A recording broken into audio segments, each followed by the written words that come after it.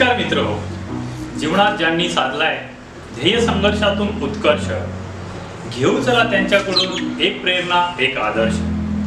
आपल्या ही ध्येय संघर्षाची करण्यासाठी सुरुवात या आदर्शांची या प्रेरणांची जरुरी आहे एक मुलाखत, होय एक मुलाखत। आज आपण मुलाखत घेणार आहोत अशा एका मुलीची जिने वयाच्या 12व्या वर्षी नॅशनल लेवलच्या सायकल स्पर्धेमध्ये भाग घेऊन अनेक पारितोषिकं मिळवलेली आहेत, ज्यामध्ये कर्नाटक, हैदराबाद आणि मुंबई येथे झालेल्या नॅशनल लेवलच्या सायकल स्पर्धेमध्ये तिने 3 सिल्वर आणि 1 ब्रॉन्झ पदक मिळवलं आहे। आणि ती मुलगी म्हणजे श्रावणी कृष्णात परीट।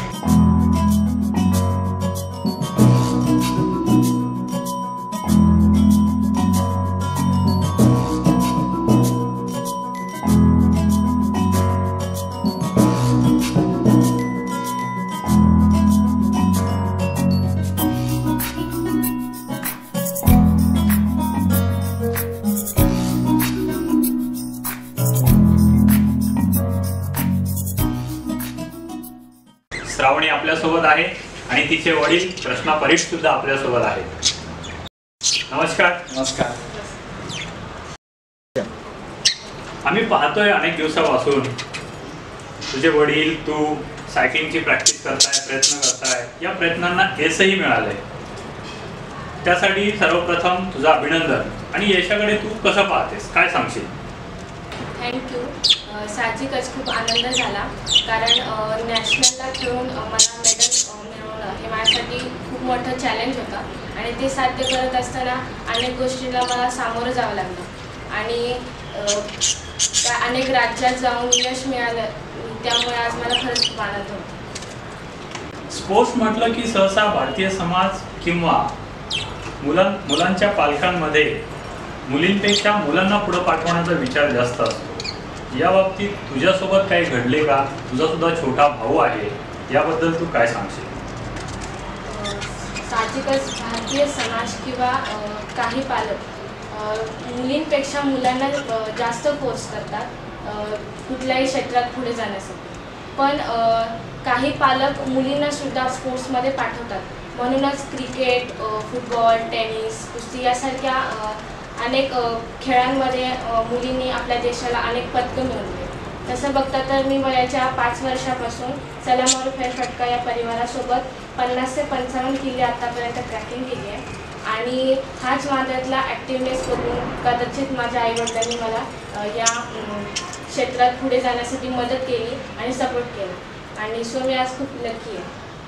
तर तसं बघितलं तर आपल्या समाजात तुम्ही म्हणताय तसं साहजिकच मुलींना थोडंसं हे केलं जातं की मुलांना पुढं पाठवलं जातं, पण आत्ताची परिस्थिती तशी राहिलेली नाही आहे। मुलीसुद्धा मुलांच्यापेक्षा पण चांगलं करू शकतात आणि आमच्या मुलींमध्ये आम्हाला थोडंसं ते जाणवलं सुरुवातीपासून। आम्ही मुलालाही तितकंच प्राधान्य देतो आहे, पण ऑलमोस्ट तो अजून थोडासा लहान आहे, तर आज आम्ही हिच्या सोबत जे काही करतो ते तिला त्यात आवडही आहे आणि तिच्याकडून आम्हाला खूप अपेक्षा पण आहेत, तर ती आता चांगल्या पद्धतीनं अतिशय लहान वयात सुद्धा ती इथंपर्यंत पोहोचली, याचा खूप आम्हाला आनंद होतो।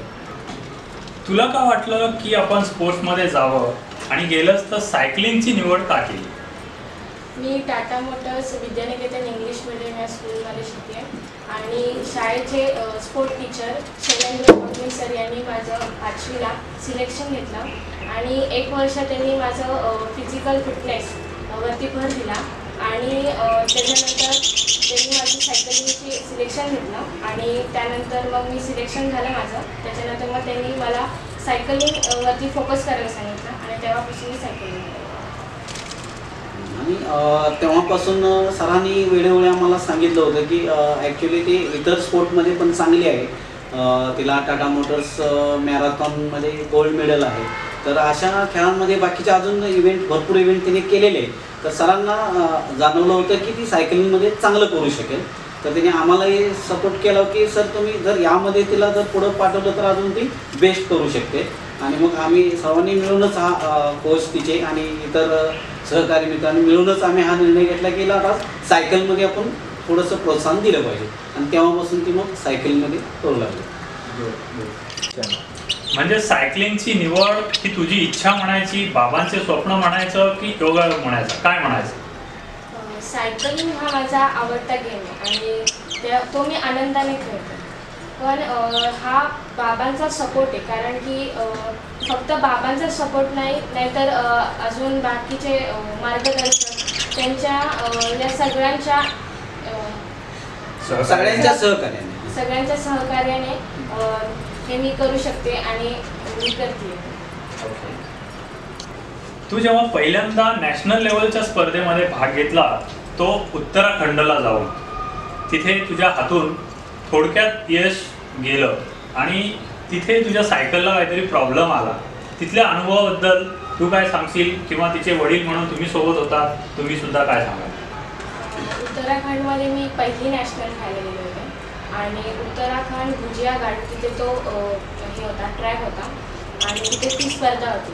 पहिल्या दिवशी आम्ही गेलो त्या दिवशी वातावरण एकदम नॉर्मल होतं, पण दुसऱ्या दिवशी माझ्या इव्हेंटच्या दिवशी तिथे पाऊस चालू झाला आणि -डिग्री टेम्परेचरमध्ये वातावरण होतं. त्यामुळे माझ्या हाताची बोटं काम करत नव्हती थंड असल्यामुळे, आणि त्यात माझी सायकलची चेन स्लिप झाली. त्याच्यामध्ये पुन्हा चेन लावण्यात थोडा वेळ गेला, त्यामुळे मी प्लेसमध्ये नाही येऊ शकले टॉप 3मध्ये, पण मी ती रेस पूर्ण केली आणि प्लेसमध्ये येण्याचा प्रयत्न केला आणि सो अपयश हे यशाची पहिली पायरी. Good good good. तर आम्ही जेव्हा उत्तराखंडमध्ये पोचलो होतो, ती म्हणते तसं ॲक्च्युली आजच्या दिवशी खूप चांगलं वातावरण होतं. आम्ही ट्रॅक पण पाहून आलो होतो. थोडासा ट्रॅक अवघडही होता, कारण MTB नॅशनलसाठी सर्वात उत्कृष्ट ट्रॅक हा उत्तराखंडचा मानला जातो. तिथं मोठे मोठे सायकलिस्ट पण प्रॅक्टिस करतात वर्षानुवर्षे. असा तो एक उत्कृष्ट ट्रॅक होता.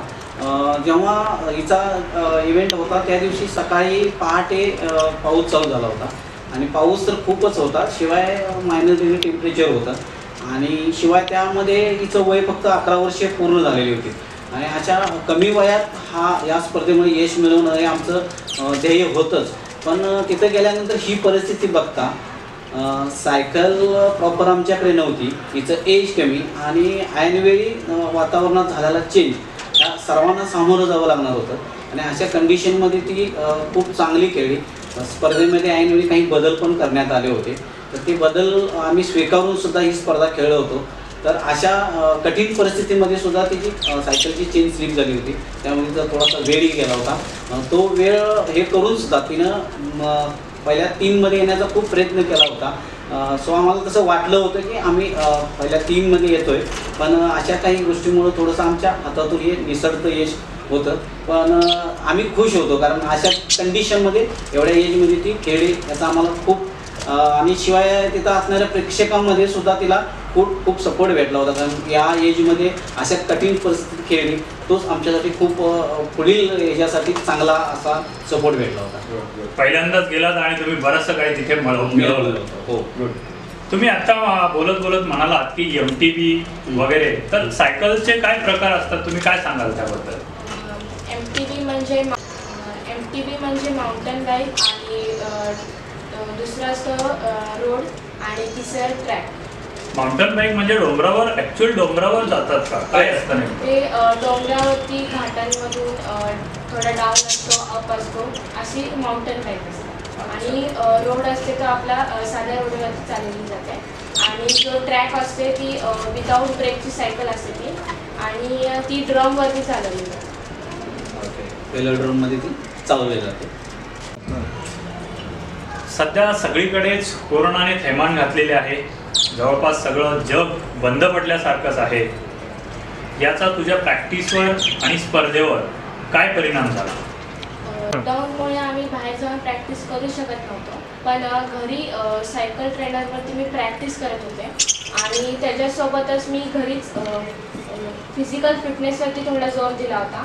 आणि स्पर्धेचं म्हणाल तर यावेळेस स्कूलचे गेम्स झाले नाहीत आणि मधल्या काळात शीतलच्या मधल्या काळात काही गेम्स झाले, त्याच्यामध्ये आम्ही यश प्राप्त केलं. तसं बघितलं तर कोरोनामुळं फार मोठं स्पोर्ट म्हणा किंवा इतर शाळे किंवा अजून बऱ्याच ठिकाणचं नुकसान झालं हे आपल्या समोर तर आहेच. तर अशा कंडिशनमध्ये सुद्धा स्कूलच्या गेम जरी झाल्या नसल्या तरी सायकल असोसिएशन ऑफ महाराष्ट्र यांच्या वतीनं ह्या स्पर्धा आम्ही जे खेळलो इव्हेंट ते महाराष्ट्र असोसिएशनतर्फे खेळलो, तर फेडरेशनतर्फे खेळलो. तर याच्यातून असं जाणवलं की थोड्याशा मधल्या काळात कोरोनामुळे जी शिथिलता भेटली होती, समजा थोडंसं प्रमाण कमी झालं होतं. अशा वेळी या स्पर्धांचं आयोजन केलं होतं. फक्त एवढंच झालं होतं की या स्पर्धा स्पीडमध्ये घेण्यात आल्या होत्या. 1.5-2 महिन्यात मला वाटतं या स्पर्धा पूर्ण करण्यात आल्या होत्या आणि याचे सर्व नियम पाळूनच ह्या स्पर्धा घेतल्या होत्या. त्यांच्या स्पर्धकांच्या समजा टेस्ट असतील किंवा टीचर असतील किंवा त्यांचे काय सपोर्टर असतील, तर सगळ्यांच्या टेस्ट घेऊनच सगळ्यांना अलाउड केलं होतं. आणि अशा ह्या परिस्थितीत ह्या तिन्ही पण स्पर्धा झाल्या आणि नशिबानं आम्हाला या स्पर्धेमध्ये पण यश मिळालं. आणि याच्यामुळं अशा परिस्थितीतसुद्धा असोसिएशननं स्पर्धा ठेवणं यात आपल्या महाराष्ट्र असोसिएशनचे जे अध्यक्ष म्हणा किंवा सर्वे असे म्हणा, तर प्रताप जाधव सर यांनी याच्यासाठी खूप कष्ट घेतलं. त्यांची टीम आणि सर्वांनीच मिळून हा चांगला प्रयत्न केला होता आणि खेळाडूंना कमीत कमी एवढी संधी दिली होती. त्याबद्दल आम्ही सर्व स्पोर्ट्सच्या वतीनं त्यांचं आभार मानतो. अशा परिस्थितीत सुद्धा तुम्ही प्रॅक्टिस केली, यश संपादन केलं, त्यामध्ये तुझ्या कोचचा किती वाटा आहे, वडिलांचा किती वाटा आहे, काय सांगशील? बाबांचा आणि कोचचा सरांचा म्हणजे असं म्हणता नाही ना किती वाटा आहे, पण दोघांचाही 100% वाटा आहे. आणि माझे कोच बिरू भोजने सर यांचा तर खूप मोठा वाटा आहे. आणि मी असं नाही म्हणू शकत की सरांचा एवढा वाटा आहे आणि बाबांचा एवढा वाटा आहे. दोघांचाही 100% वाटा आहे. आणि सरांनी जी माझ्यावरती मेहनत घेतली आहे, परत मला जे सपोर्ट केला आहे, माझ्यावरती मला जे ट्रेनिंग दिलं आहे, त्यामुळेच आज मी इथपर्यंत येऊ शकले. आणि सर नाही तर सरच असं नाही, पण काही पालक, परत माझे काही अनुभवी सायकलिस्ट, माझे सिनियर्स, या आमच्या सगळ्यांचे मार्गदर्शक माननीय प्रताप जाधव सर यांचा सुद्धा आम्हाला मोलाचा सपोर्ट लागला. मी तुझ्या वडिलांना विचाराल, सायकलिंगमध्ये सायकल असो किंवा डाएट सर्वसामान्यांना परवडणारी गोष्ट नसते, तर याचं तुम्ही काय नियोजन करावे लागले का, काय नियोजन केलं, काय सांगाल यावर? तुम्ही तर हा अति महत्त्वाचा प्रश्न तसा पहिलं तर विचारला. कारण सायकल आणि डाईट या दोन्ही गोष्टी पॅरलल आहेत. त्या दोन्ही गोष्टी जर बरोबर असतील तर तुम्ही एक चांगलं यश मिळवू शकता. आणि दोन्ही गोष्टी खर्चिक आहे, सर्वसामान्य लोकांना हे परवडण्यासारखंच नाही आहे तसं बघितलं तर. पण आता आम्ही जे करतोय, असा आम्ही जो हा मेळ गाठला तो आम्ही बाकीच्या आमच्या ज्या काही गोष्टी आहेत त्या आम्ही बाजूला ठेवलेले आहेत, पूर्ण लक्ष याच्यावरती केलेलं आहे. म्हणून आम्हाला ते सहजासहजी शक्य होते. तसं पहिलं तर आमचे काही सायकलिस्ट मित्र आहेत, काही ट्रॅकिंग ग्रुप आहेत आणि इतर आता जे कोच किंवा कोचचे अजून जे सायकलिस्ट आहेत हिच्या सोबत जे असणार आहे, यांच्यासोबत यांच्या काही पालकांनी आम्हाला जी काही सपोर्ट केला, काही मदत केली, त्याच्यामुळे आम्ही हे शक्य करू शकलो. कारण सुदैवानं असं आहे की आमचे तिन्ही इव्हेंट आम्ही करतोय, ट्रॅक, MTB आणि रोड. तर आमच्याकडे तिन्ही सायकल नाही आहे. आता बेसिक सायकल आमच्याकडे आहे. सायकलचा विषय केला तर सायकल कॉस्टली जाते आणि आता या सध्याच्या कंडिशनमध्ये आपण तेवढी सायकल घेऊ शकत नाही. तर आम्ही इकडून तिकडून ती अवेलेबल करतो. काही चांगल्या सायकलिस्टने आम्हाला सायकलही दिल्या. समजा आता तसं सांगायचं झालं तर अशोक जाधव सारखे माझे मित्र आहेत, तर त्यांनी आम्हाला ट्रॅकची सायकल त्यांची दिली. आम्ही हे ॲडजस्ट करू शकलो म्हणून हा इव्हेंट खेळू शकलो. तसंच MTBचं जर म्हणाल तर MTB आम्हाला भीम एक सायकलिस्ट, चांगला सायकलिस्ट आहे, तर त्यांची एक सायकल त्यांनी आम्हाला तशी संवडीसाठी दिली होती की तुम्ही ही वापरू शकता आणि खेळू शकता. भले ती बेसिक असेल किंवा प्रॉपर नसेल, पण आम्हाला त्यांनी मदत केली म्हणून हा आम्ही खेळू शकलो. तसेच तिचे कोच बिरू बोलणे सर यांचं तर आम्हाला खूप मोलाचं सहकार्य लाभलं. आणि त्यांनी रोडची ऐनवेळी आम्हाला सायकल दिली किंवा सपोर्ट तर आहेच, प्रॅक्टिस तर आहेच. त्या सगळ्या गोष्टींच्यामध्ये हा मेळ बसला आहे म्हणून आम्ही हे करू शकलो. आणि डाएटचं आणि हे दोन्ही जर तुम्हाला समतोल साधता आला तरच तुम्ही इथंपर्यंत जाऊ शकता. तसेच श्रावणीला दररोज प्रॅक्टिससाठी घेऊन जाणे, तिला परत घेऊन येणे, त्याचबरोबर तुमचे काम, तुमची ड्युटी, या तिन्ही गोष्टीचा तुम्ही कसा ताळमेळ साधला? तसं बघितलं तर असा खूप अवघड प्रश्न तुम्ही आता विचारला आहे. तर मी टाटा मोटर्समध्ये जॉबला आहे तर मग आमच्या जॉबच्या ठिकाणच्या 2 शिफ्टमध्ये आम्ही काम करतो, फर्स्ट शिफ्ट आणि सेकंड शिफ्ट. आता ही जी प्रॅक्टिसची वेळ असते ती सकाळी असते, शक्यतो सकाळीच असते. तर सकाळी हिला प्रॅक्टिसला घेऊन जाणं मला एका शिफ्टमध्ये कंटिन्यू 2-3 महिने आता सध्या काम करावं लागलं. या दरम्यान नॅशनलच्या दरम्यान आम्ही प्रॅक्टिस करत असताना कंटिन्यू 3 महिने मी सेकंडच केली जवळजवळ. आणि हा जो सपोर्ट आहे तो मला टाटा सुमो मोटर्समधून मिळाला, की लोकांनी मला ॲडजस्ट करून शिफ्टसाठी काही सपोर्ट केला. तर मी एक शिफ्ट करूनच हे साधला. शिवाय एक शिफ्ट करून हिला सकाळी पहाटे 4:30-5 वाजता उठून हिला घेऊन जाणं, सरांच्याकडे जाऊन तिचं प्रॅक्टिस झाल्यानंतर परत घेऊन येणं, ही गोष्ट जरी केली तर झोपेची थोडंसं प्रॉब्लेम यायचा, पण आपल्याला जे साध्य करायचं आहे त्यासाठी आपण ते केलंच पाहिजे असं आम्ही ठरवलं आणि त्यामुळे हे आम्हाला शक्य झालं. आपण अनेक घरांमध्ये बघतो पालक मुलांना खेळापेक्षा शिक्षणाकडे जास्त कल असतो, शिक्षणासाठी त्यांच्याकडे तगादा लावला जातो. तुझ्या घरांमध्ये असं होतं का? तू काय सांगशील? तसा मला अभ्यासासाठी खूप कमी वेळ भेटतो, कारण की प्रॅक्टिस नंतर जो काय वेळ भेटेल त्या वेळामध्ये मी अभ्यास करते आणि त्यामुळे मी ट्युशनला सुद्धा जाऊ शकत नाही.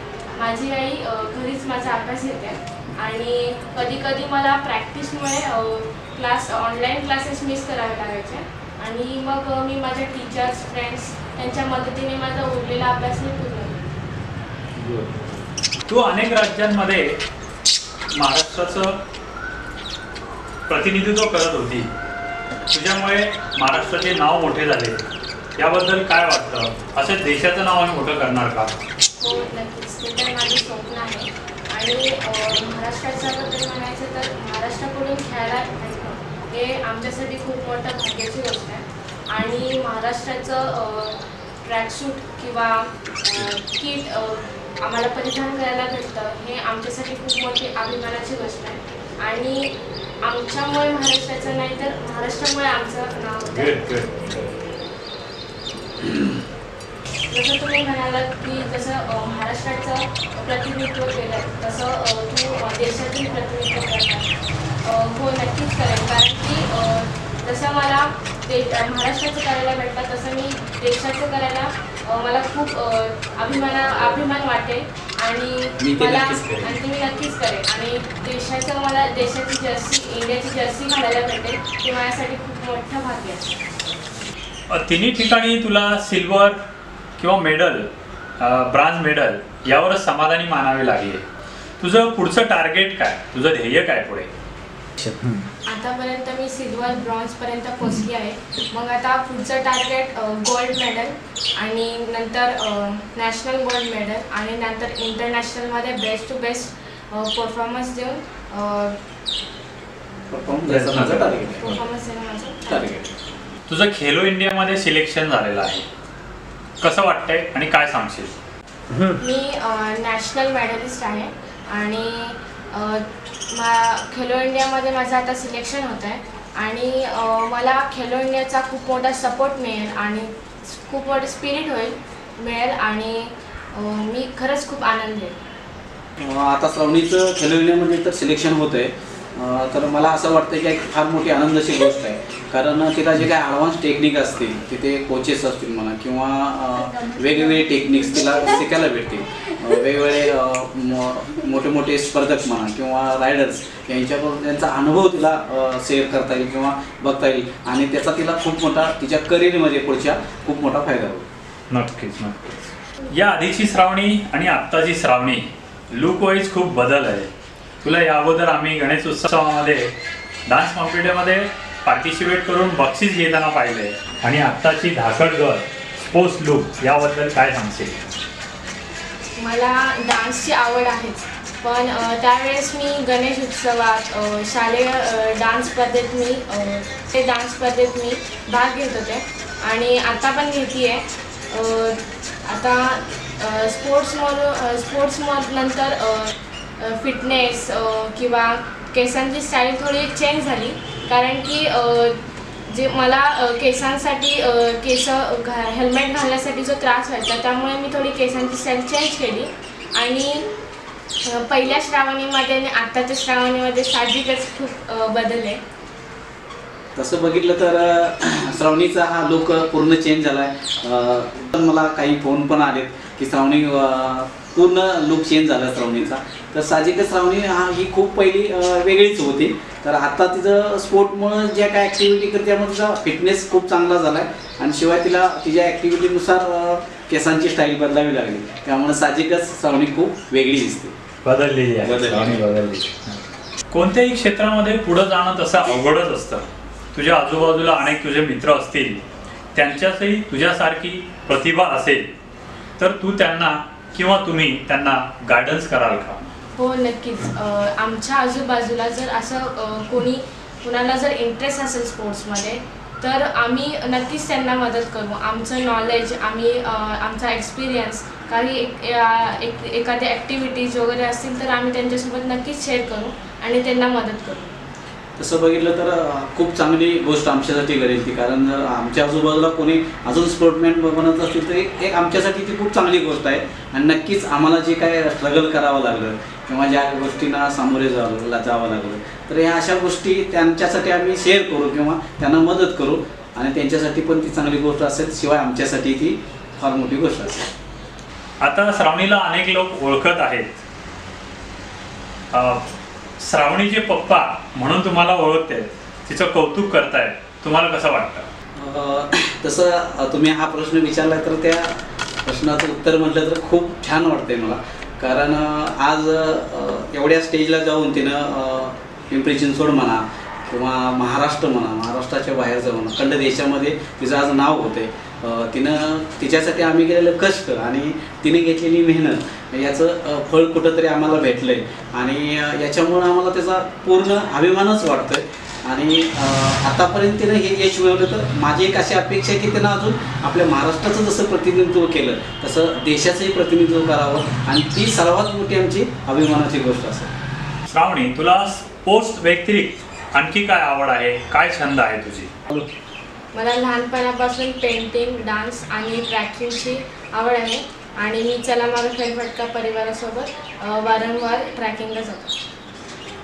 आतापर्यंत श्रावणीचे तसे वेळे तर 50-60 किल्ले झालेले आहेत आणि श्रावणी त्यामध्ये चांगले लहानपणापासूनच तिनं त्यामध्ये एक योगदान दिलेलं आहे आणि परिवारासोबत असल्यामुळं तिला खूप छान तशी आवडही निर्माण झालेली आहे. तुझं पुढचं ध्येय काय, तुझं स्वप्न काय?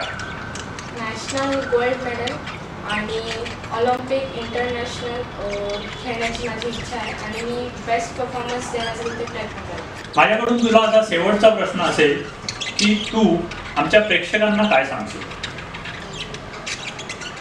सायकलिंग असो किंवा कोणताही खेळ असो, आपण कुठलाही एक गेम खेळला पाहिजे आणि